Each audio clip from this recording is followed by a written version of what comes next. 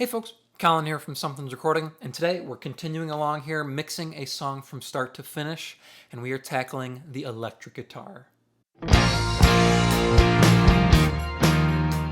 We're going to be getting the main electric guitar track into the song here today. Maybe the lead guitar, but I might leave the lead guitar and the organ, kind of that auxiliary extras, for another video here. We're going to focus in on the electric guitar, but before we dive in here, if you are ready to go a little bit deeper into the mixing process in its entirety and really start to hone your workflow as an audio engineer, then I have just the thing for you. It is my 7-step mixing checklist, and it's just a simple PDF, and it's going to walk you through the entire mixing process step by step to help you get professional and radio ready mixes without any more of the hassle and without any more of the guesswork. It is a completely free guide, and you can download it below using the link in the video description.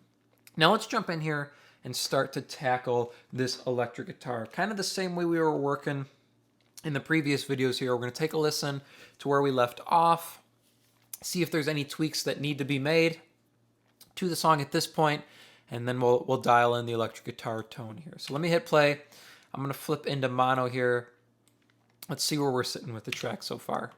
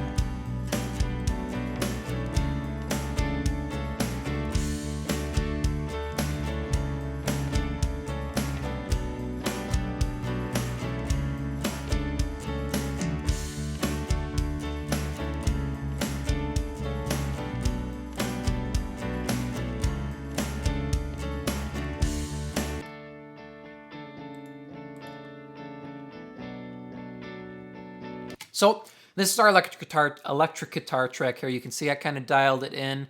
Volume-wise, I want it sitting about even with the acoustic here. So our acoustic's sitting right in the middle here on the meter between our 12 and 24. I want the electric guitar to be kind of the same spot. So our piano's already stereo. We have a stereo piano, so that's balanced left to right. We throw in our acoustic pan far right. We want our electric to balance out of that acoustic on the far left here. I only made one tweak here to the volumes of the track so far. Just pulled the acoustic guitar down here. The drums actually sound really good room-wise or verb-wise. I don't think I need to pull that up quite yet. We'll have to see how the track sounds once we get the organ, the lead guitar, and the vocals in. It might absorb more of that room sound, and we might have to push it up further, but everything else is sounding good to me so far. The bass is clicking really, really nicely with the kick drum. And the piano's balanced nicely against it as well. So let's start getting to work here on the electric guitar. I'm going to start same way as always here, pulling in an EQ and getting our high pass. And I'm going to kick the electric guitar back up to 0 for the moment. Let's see where we're sitting.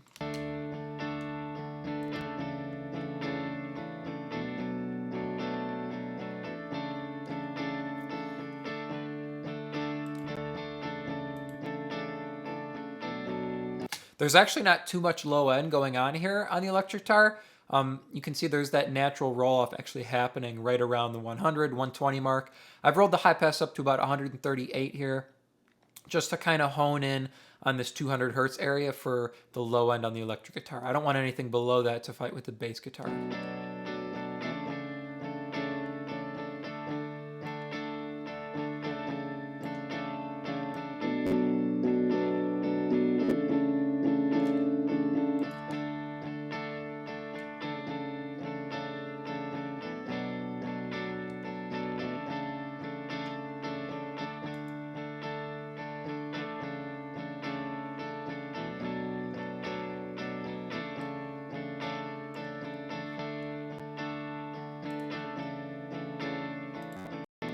Now, something I've been getting into lately is using this DBX 160 style compressor on electric guitar. So I want to see what it sounds like here on the electric guitar.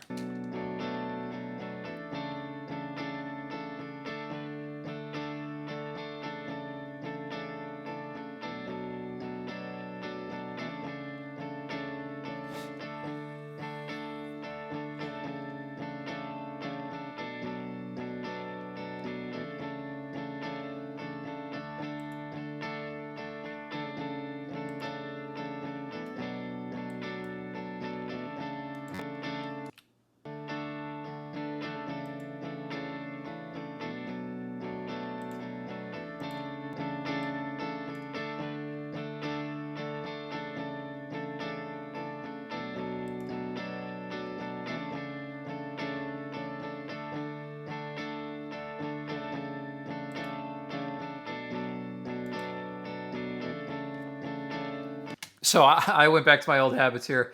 I do like that 160. It pulled out too much of the brightness actually for me. I don't know if it was just emphasizing that low mid area or what. It felt too low mid heavy when I threw that 160 in. This Everest compressor here, I do always, it's a tried and true on electric guitar for me. And I'm doing about 3 dB reduction here. All I did was bump the release up to fast. So medium attack, fast release here. We're not trying to squash any transients on the electric guitar, but I do want it to let go pretty quickly so it's not holding on really, really long here. I've just dialed the gain reduction up to about 3 dB reduction, and it sounds really, really nice. Listen one more time as I A-B this compressor.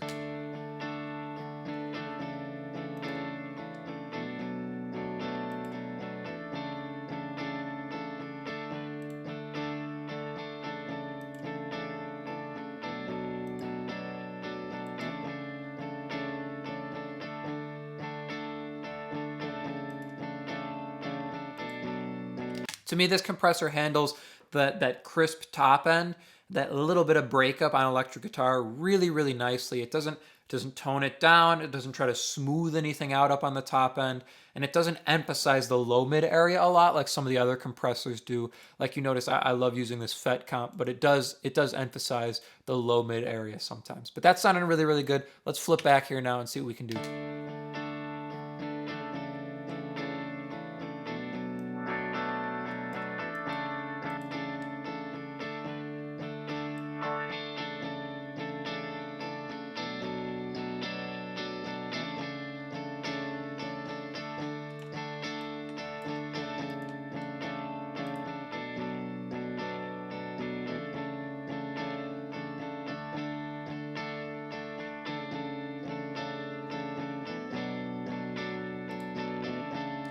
I'm actually going to try something I don't do all that often. I do love using this Pro EQ here, but sometimes for mid-range on electric guitar, I like to reach for something maybe somewhat more tasteful. Let's try this Solar EQ here, and maybe we'll throw this bottom end curve into at like the 200 mark here. But we're gonna add a peak here at 1.4K. So like right around 1.5K, add some nice tasty mid-range on electric guitar. And let's see what we can get here with this.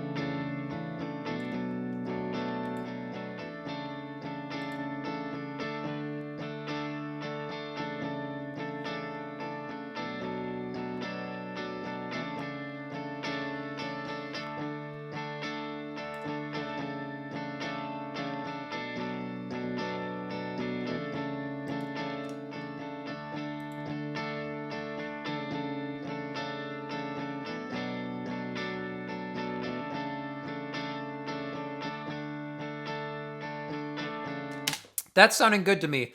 Messed a little bit with the bottom end and the top end here. This 10K boost feels sweet with the cut here at 10K. So you can see I've rolled the low pass up to about 10K here.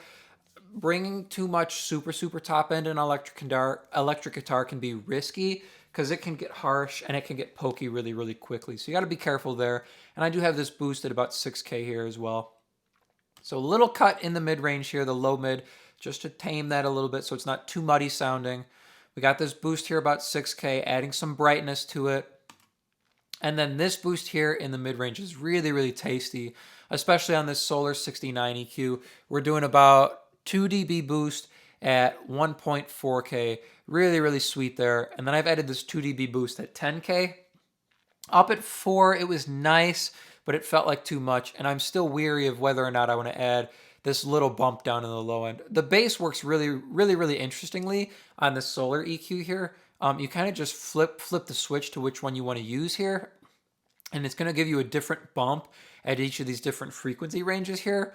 Up the higher I go, it's a little bit too much. But right here at about 60, I'm kind of on the edge. So we'll see as we add it into the mix if we need to do it. But let me check the compressor now that we've done some boosts here.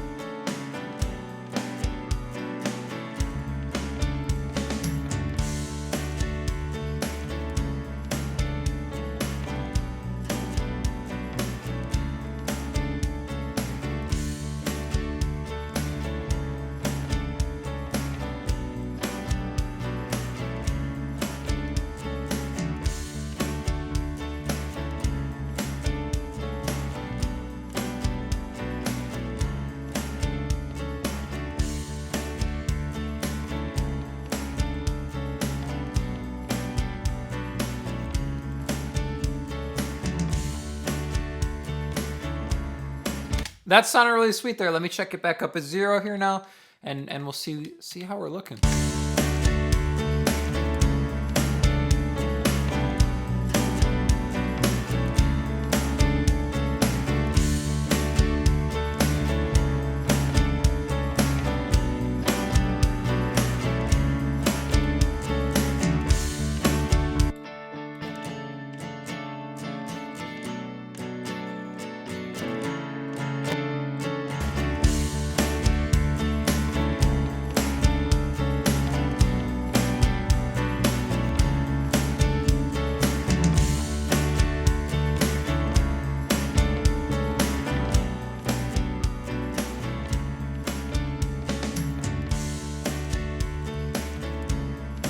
That sounded really, really tight to me. Bumped up the full level of our electric guitar, acoustic guitar, and piano. So pretty much all the music tracks right in the middle here are main instruments.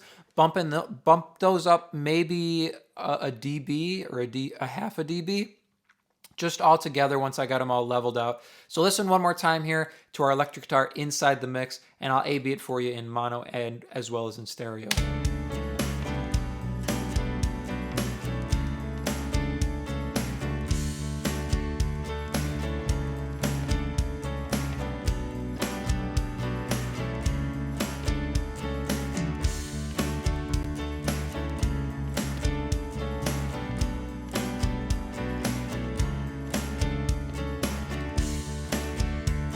You can see just a couple moves to get our electric guitar sitting really, really nicely inside the mix. Small cut, small boost here on EQ, and then just some shaping with our filters. Using this Solar 69 EQ here for some tasteful moves up on the top end, and then right here in the mid-range, that's what you're selling on electric guitars, the mid-range. And then using this Everest compressor here. Very, very transparent on electric guitar, and it gives you the right kind of color in the right kind of way. I hope that was helpful for you. As I mentioned at the beginning of the video, if you're ready to take your mixes to the next level and really start dialing in your workflow as an engineer, then I have just the tool for you, and it is completely free. It is my 7-step mixing checklist, and you can download it below to start creating more professional mixes in less time. Thank you so much for watching, and I will see you in the next video.